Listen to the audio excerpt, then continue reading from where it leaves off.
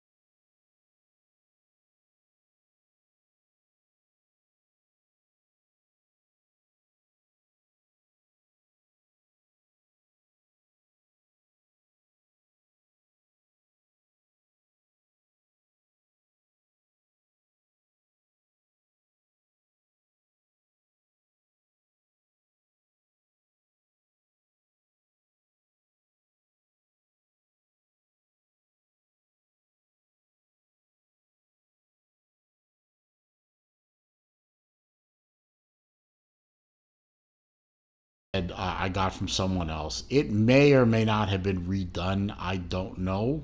The seller wasn't forthcoming with that, and I really didn't push the issue. All I know is the pushers work, the crown works, the date and day set, the time is fine. It does not have an active second hand. That's my only gripe with this watch. The bezel is, the outer bezel is beautiful. The inner bezel rotates, as you can see with the crown, and rotates smoothly, although a little stiff, which I think you want in this watch. The facets are not over polished. You can see there are still good razor edges, well, not razor, but crisp edges on the underside as well as the top side. The band fits. I did have to take a link out. I have been wearing this watch for about a week now, and it wears beautifully. And it's just a beautiful, beautiful vintage watch. You can see the back of it with the model number and the screw down crown and all the other information on it. It's just a gorgeous watch. A striking gold color on the face. Just great. I mean, even if it wasn't, even if there are some inauthentic items about it, again, I don't care. It's a watch to wear, not to increase in value for me. I don't care. So let's get some measurements for it. The case is a little over 41 millimeter, although if you measure at the bezel, it's just a little over 38 millimeter.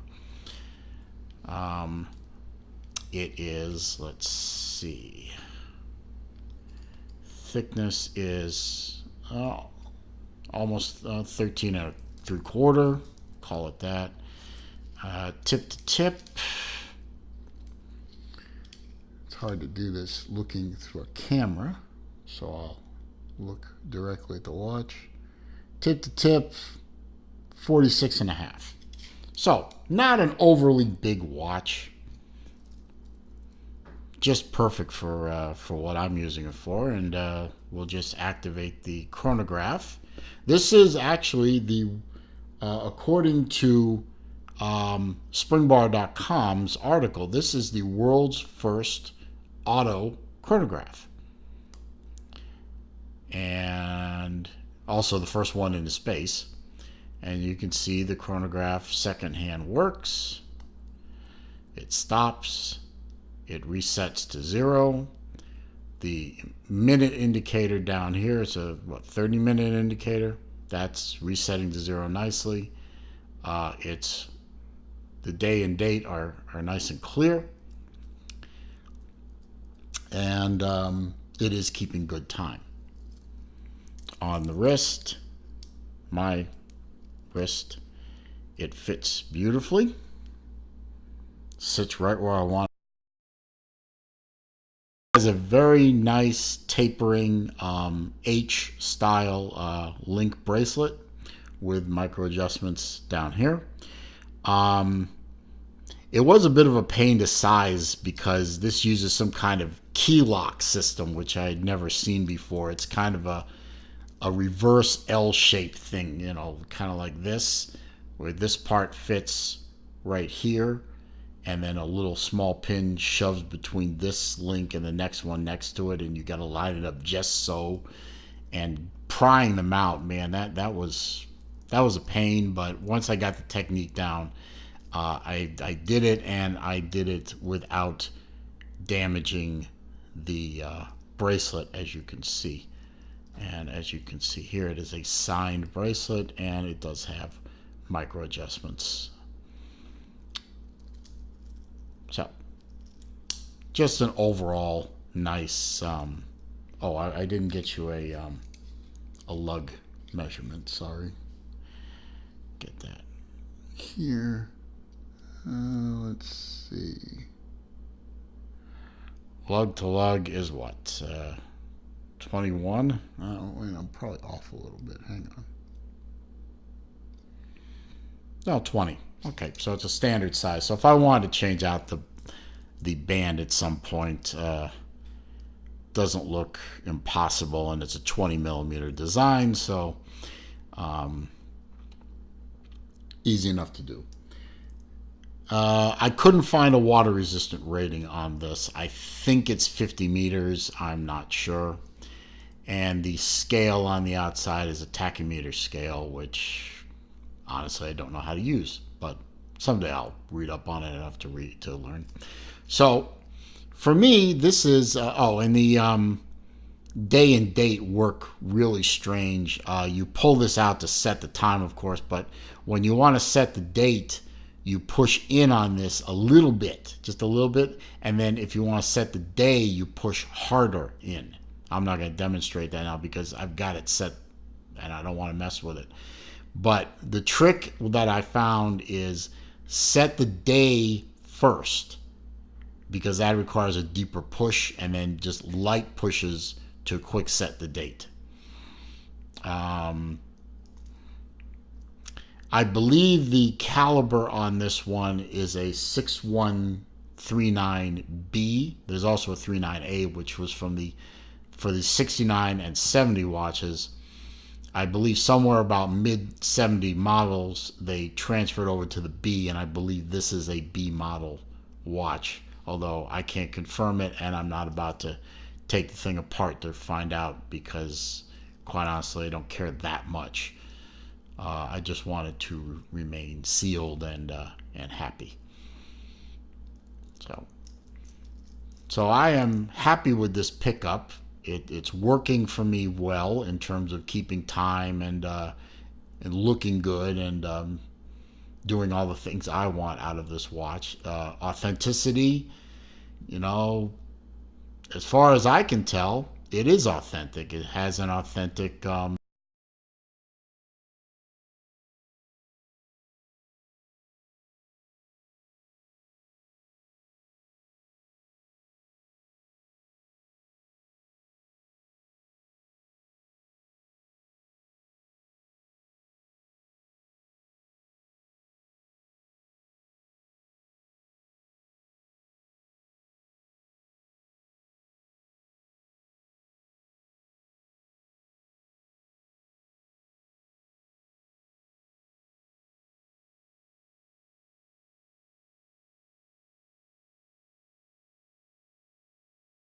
If you like the video and you like my watch, give me a thumbs up.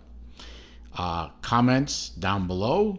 I'll answer every comment as best I can. And consider subscribing so that when I do new videos, you'll be alerted to their presence. So have a good rest of the day, and thanks for watching, and I will see you in the next video.